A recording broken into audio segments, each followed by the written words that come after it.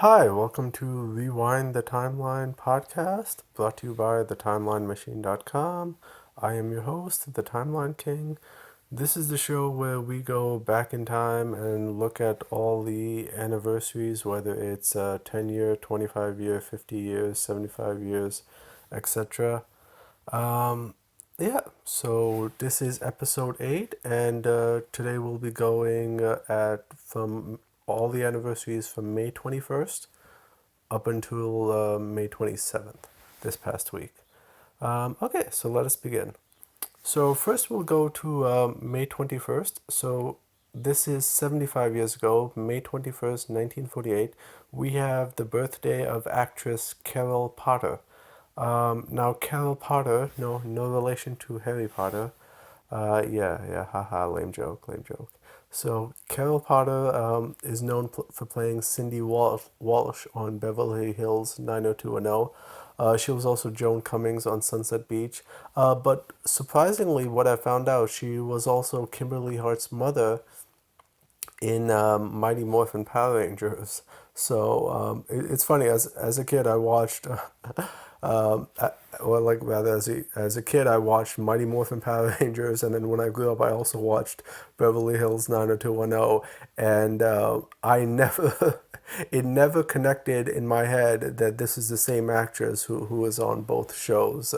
Up until I did this. So big surprising thing. But happy birthday to her. I can't believe she's 75 now.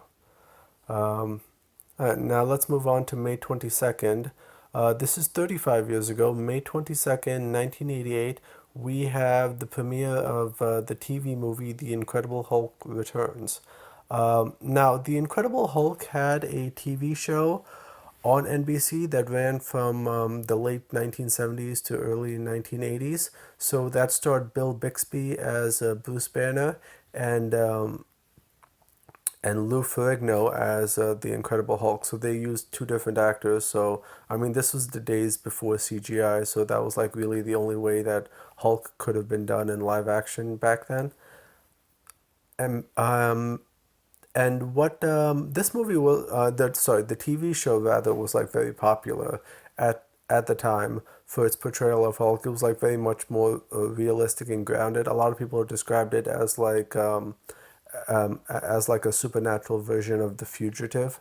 And because of that, like it became popular and successful, and that's the origin of the quote like don't make me angry. You wouldn't like me when I'm angry. Now, after the show got canceled, it got revived as a bunch of like reunion made for TV movies. So this was one of them. So I think this is the first one rather. So The Incredible Hulk returns. So it aired in 1988, and what this TV movie is also notable for, it features the first live action appearance of the Marvel superhero Thor.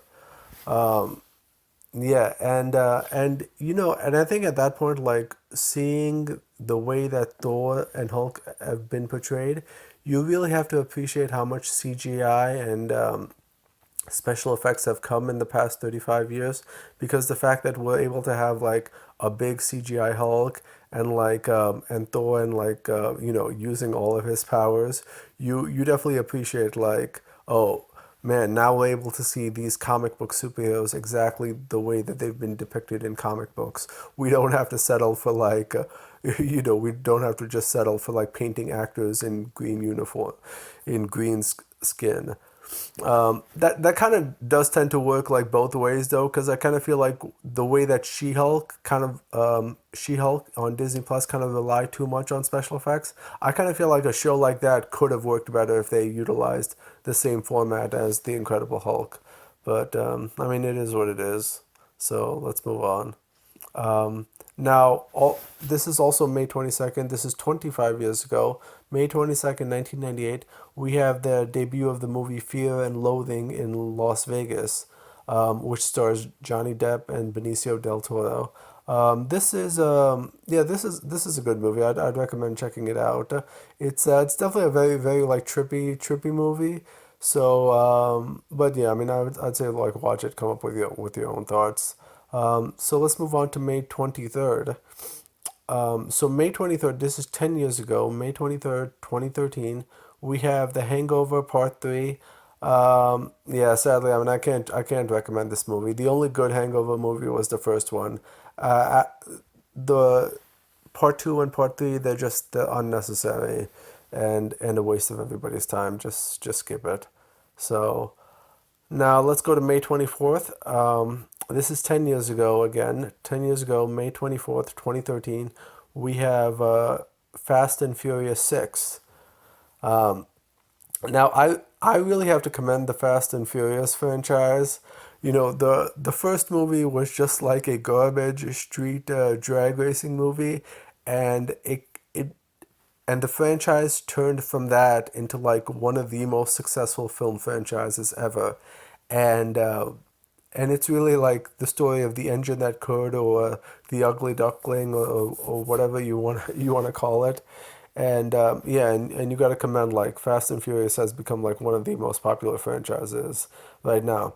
Now this Fast and Furious 6, it's the last film that was released while Paul Walker was still alive, because he sadly dies later in the year because of a car accident. So the franchise ends up having to continue without him. But yeah, I mean these movies kind of just just go into like more and more nonsense the more that they get. So yeah, yeah. But I would say check it out. I think they're still enjoyable for what they are. I didn't like the recent Fast X though. I just it had some good cameos. It had a couple of fun moments, but overall the movie just felt boring. I kind of feel like yeah, I kind of missed the excitement that like Fast and Furious 6 had. But I mean, hopefully they can get back into gear. I think there's supposed to be like one or two more films before like the main franchise wraps up. So there's still time to course correct. Hopefully the franchise will go out with a bang. All right, so let's move on to May 25th. This is 35 years ago, May 25th, 1988. We had the movie Rambo III, starring Sylvester Stallone. Now the Rambo franchise has like evolved uniquely, because like the first Rambo, it was very much like a Vietnam veteran dealing with PTSD, but slowly like the franchise has kind of evolved, and it's become like a jungle action movie. So I think this is like kind of where the series kind of takes that turn, and that's kind of like what it becomes known for. But I mean, it's still enjoyable. So yeah, I would say check out this one. Now let's go on to May 25th. Another thing that happened the same day, we had the series, May 25th, 1988, 35 years ago, we had the series finale of Saint Elsewhere. Now, this final episode of Saint Elsewhere, obviously called the last one, now what it's notable for, and it's still like remembered to this day, just because of that ending, right? So in the ending, they reveal that the entire Saint Elsewhere series, like all of its 6 seasons, has been a dream of this character called Tommy Westfall, who appeared in the series, and it's like autistic and stuff, right? So at the end, it just shows him like looking at a snow globe of the Saint Elsewhere Hospital. So, and his father, who was like a doctor on that show, revealed to actually be a construction worker. So everything in the show was actually like his imagination, the Tommy character. Uh, now, now because like Saint Elsewhere did crossovers with other shows, so the characters on Saint Elsewhere, they met Cheers, characters from Cheers, they met characters from the Bob Newhart show. So there was this Tommy Elsewhere hypothesis that like, okay, if if Saint Elsewhere met Cheers, then that means Cheers must also be part of his dream. And then it just ended up going on. Like if Cheers spun off Frasier, then Frasier must also be part of this dream. If the characters on Frasier met the ones in Caroline in the City, then Caroline in the City must also be a dream. If Caroline in the City met Friends, then Friends must also be in the dream. So and you get that idea, right? So like it all like really connects. And once you start going into that web, it's like you would be surprised at like how many shows are connected. I think, yeah, I think as of this writing, it's like there's like over 400 shows that are part of this dream. So it's like it is just amazing. And if you go out of television, I'm sure you can connect more to it. Like I'm sure you can probably connect like a bunch of movies or comics and stuff like that. Uh, I haven't actually attempted to crack this egg yet. It's always been fascinating to me to find out. Like I haven't. I actually want to figure out one day if this is actually true or not. I mean, relatively speaking, because it's a TV show. Like who cares, right? So, but relatively speaking, like how much of it is a dream. So, but it's definitely something I want to tackle one of these days, and try to actually give a solution.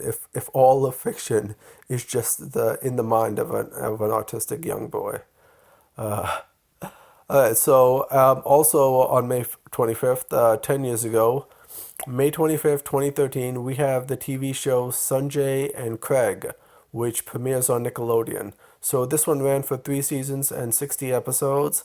I'm surprised. I never actually heard of this show before before I went and did this. So I want to check it out. The premise alone sounds interesting. Just a boy and his snake. It's very cool, and also like there's an Indian character in it. I don't. There's not really that many Indian cartoons with Indian characters in on Nickelodeon. So for that for that reason, I definitely want to check this out. Okay, so let's move on to the May 26th.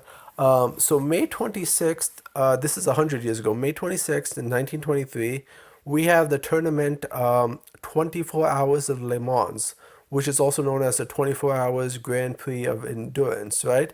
So, and this is an automobile race where it's held on like an 8 mile racing track, right? So all these cars have to like constantly go around the track, and whichever car can like cover the greatest distance in 24 hours, they win the prize. So I think basically all the drivers they have to stay awake for all that time, and it just becomes a test of endurance. And I really want to see like a Fast and Furious movie where they do something like this. I think that'd be pretty cool. Maybe like combine Fast and the Furious and 24, and you would get this. Like this definitely sounds like a premise for like a good TV show or movie if somebody can actually pull it off.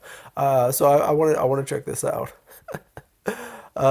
And also on May 26th, so this is 10 years ago. This isn't a real life thing. This is like an in universe moment. So 10 years ago, May 26th, 2013, this is in How I Met Your Mother. So this is May 26th, 2013. This is considered the day that Robin and Barney got married, and also when Ted finally met the mother. So this was like two pivotal events in the TV show happened this year, this day, May 26, 2013. Now, what is both of these were depicted in the final season of How I Met Your Mother, right? And that the final season aired in like in fall of 2013 all the way up until spring of 2014. So what happened was like that entire ninth season of How I Met Your Mother that takes place over one wedding weekend, right? On over Memorial Day. So Robin and Barney got married on a Sunday, so which would have been May 26th, 2013, and that was also the same day, like right after Ted leaves uh, Robin and Barney's wedding, he meets the mother at a train station. So like both these events happen on the same day, and they're like such pivotal events. It's like a big moment in the show. Obviously, like the finale ruins it. I mean, if you've seen the show, you know what I'm talking about. I don't want to spoil anything for you, although I guess I am kind of spoiling this by telling you how Ted meets the mother. So, but yeah, I mean, if you've seen the show, you know. But I guess I might as well just continue to give spoilers. So just turn this off if you don't want spoilers. Um, so yeah, Tracy dies like in 2024, so she's pretty much dead in like a year from now. And it shows like Robin and Bonnie got divorced like a few years after their marriage. So I think they got divorced somewhere around 2016.